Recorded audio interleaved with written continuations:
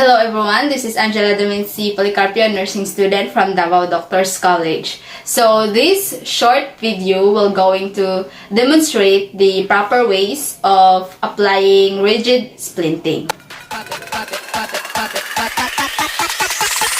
But by the way, what is splint? It is a supportive device used to keep in place any suspected fractures in one's arms or legs.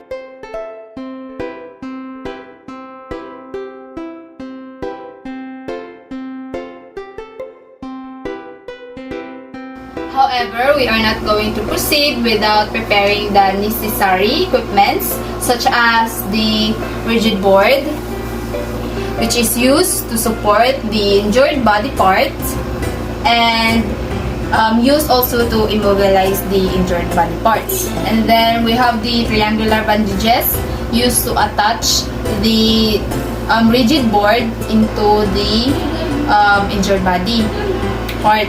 And then we have also here the working gloves. This is for us to prevent any kind of fluids such as bloods from getting into our skin. So next step is to declare whether the scene is safe. This is for us to prevent getting harm and to our rescuers and furthermore to our patient. So we can check for unusual noises, sight, odor, and appearances. Then we are going to get the consent. This is to gain voluntary authorization and to enhance cooperation. So since our patient here is a minor, we can get the consent from her guardian or parents. Ma'am, mayong adlaw, ako dahil si Angela Dominic Policarpio, student nurse sa Davao Doctors College. Pwede ba na ako magunitan iyahang braso, ma'am, o pwede ba na ako mabutangan o rigid splint ang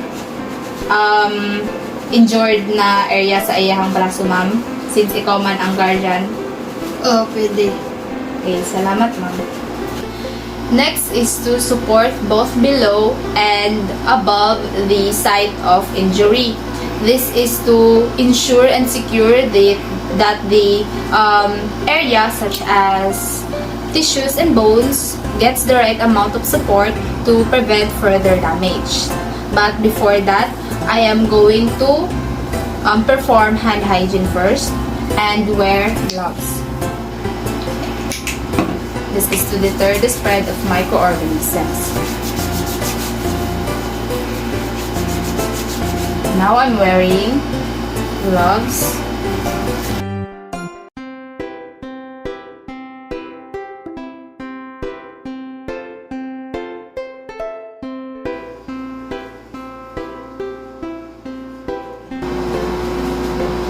Next is to check for circulation, to rule out possibilities of disruptions in blood circulation which may put the patient's life at risk. And then we are going to check for the feelings. So we can gently massage the patient's hand and then ask if she can feel it. So ma'am, na-feel ba ninyo mo, ma'am? Okay, and then check for the warmth. So while doing so, you can also check for the pulse. So next is check for the color. Then the hands of the patient should be pinkish and not pale. If it is pale, means there is no circulation or there is an obstruction. Next is to place an appropriately sized rigid splint under the injured body part. In order to support injury and prevent further damage. Then, secure with bandages. So, tie several folded triangular bandages or any available cloth above and below the injured body part.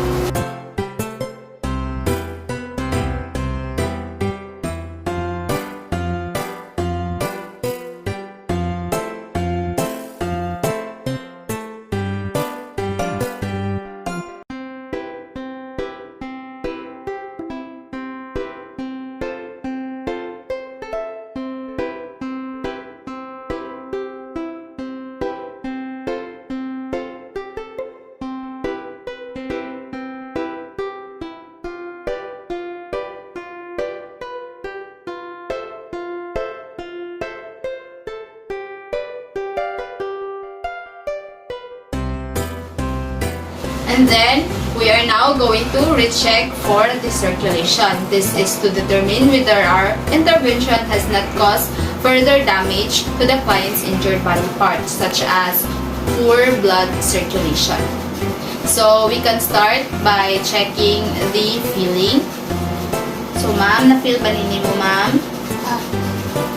So, we can also check for the warmth. While doing so, we can check for the pulse.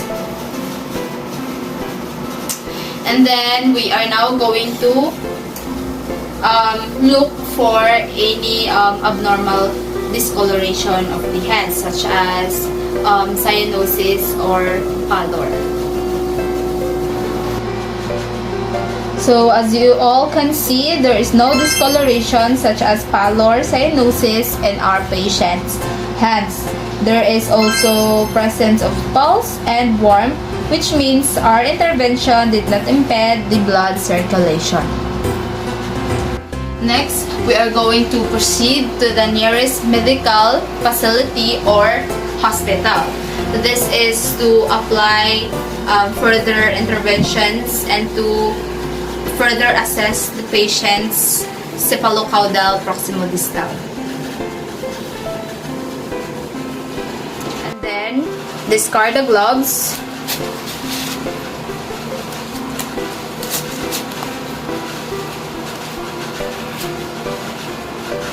And then, apply alcohol to deter the spread of microorganisms.